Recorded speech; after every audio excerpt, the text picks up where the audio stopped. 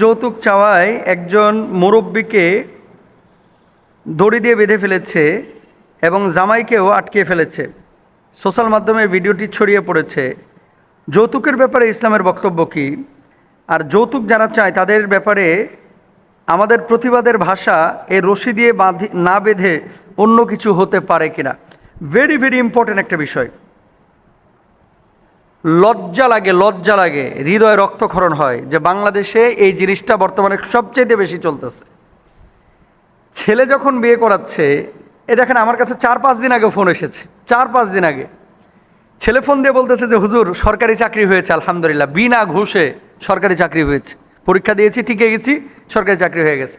আমি বিয়ে করার জন্য বাড়ি থেকে বলতেছি যে মেয়ে দেখো, আব্বা বলছে যে যৌতুক নেবে 1,15,000 টাকা, বেশি না আর কি, 15 লক্ষ টাকা যৌতুক নিবে।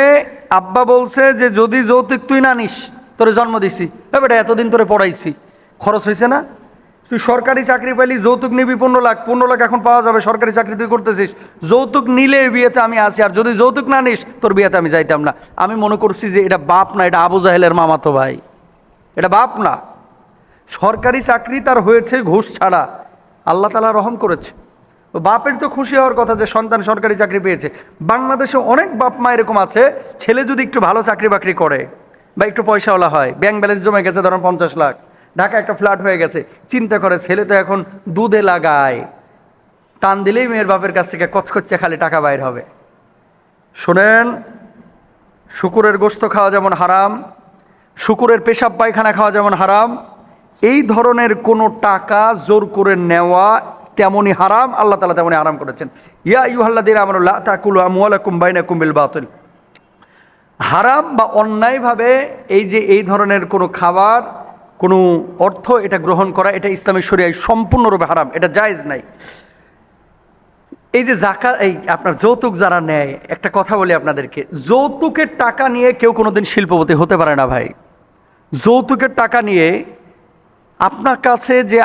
আপনার কাছে যেই বাবা তার এই রাজকন্যাটাকে তুলে দিল, আপনি বলবেন যে আমার বউ তো অত সুন্দর না, মেয়ে হোক কালো, মেয়ে হোক খাটো, মেয়ে হোক বাটি, মেয়ে হোক মোটা, মেয়ে হোক লম্বা, মেয়ে অসুন্দর বা সুন্দর, প্রত্যেকটা মেয়ে তার বাবার রাজ্যে কিন্তু রাজকন্যার মতো। একটা মেয়েকে 20 বছর 22 বছর যে বাবা কষ্ট করে লালন পালন করলো, আপনি কি মনে করেন আপনি ভালোবাসেন চাচার মেয়েকে? চাচা ভালোবাসে না। চাচা অনেক সময় কাঁদতে পারে না, আড়ালে কাঁদে, বলতে পারে না, আড়ালে বলে। কাকা অনেক সময় নিজের আবেগটাকে প্রকাশ করতে পারে না। তো 22 বছর 24 বছর যে মেয়েটাকে লালন পালন করে আপনার হাতে তুলে দিল, আর কি চান মিয়া আপনি?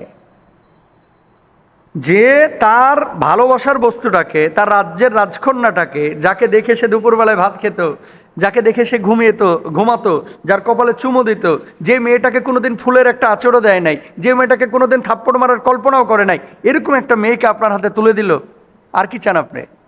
আপনি তারপরে পালসার হোন্ডা চান। আপনার বিয়ে করা উচিত পালসার হোন্ডারে। আর যারা যৌতুক চায় এদের বিয়ে করা উচিত টাকারে।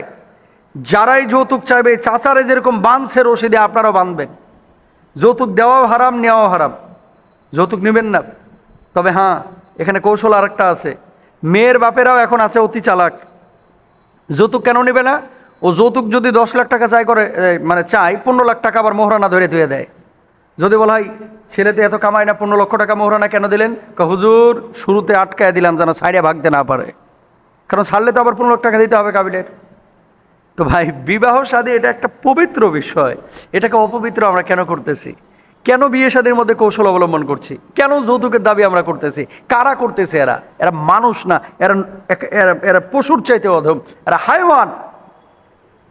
আল্লাহ তোরে হাত দিছে, আল্লাহ তোমার পা দিয়েছে, হাত দিয়ে উপার্জন করো, পা দিয়ে উপার্জন করো, পরিশ্রম করো, যা আসবে এটার মধ্যে বরকত থাকবে। ঘুষ খাওয়া, সুদ খাওয়া যেমন হারাম, যৌতুক খাওয়া, যৌতুক নেওয়া তেমনই হারাম। যৌতুককে বাংলাদেশ থেকে বিদায় করতে হবে, যৌতুক নিবও না।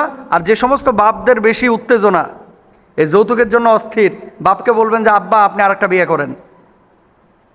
বাপ যদি এই কথা বলে যে যৌতুক ছাড়া তোর বিয়ে কিনতে হবে না, মা যদি বলে যৌতুক নিব, তাহলে মাকেও বলবেন যে আম্মা আপনি আরেকটা বিয়ে করেন, যে নিজে যে যৌতুক নেন। এভাবেই বলবেন, কারণ এই বাপরা হয় ভালোভাবে বুঝবে, আর না হলে কড়া করে শক্ত করে বোঝাবেন, তাও যৌতুক নেবেন না। আল্লাহ তাআলা বোঝার তৌফিক দান করুন।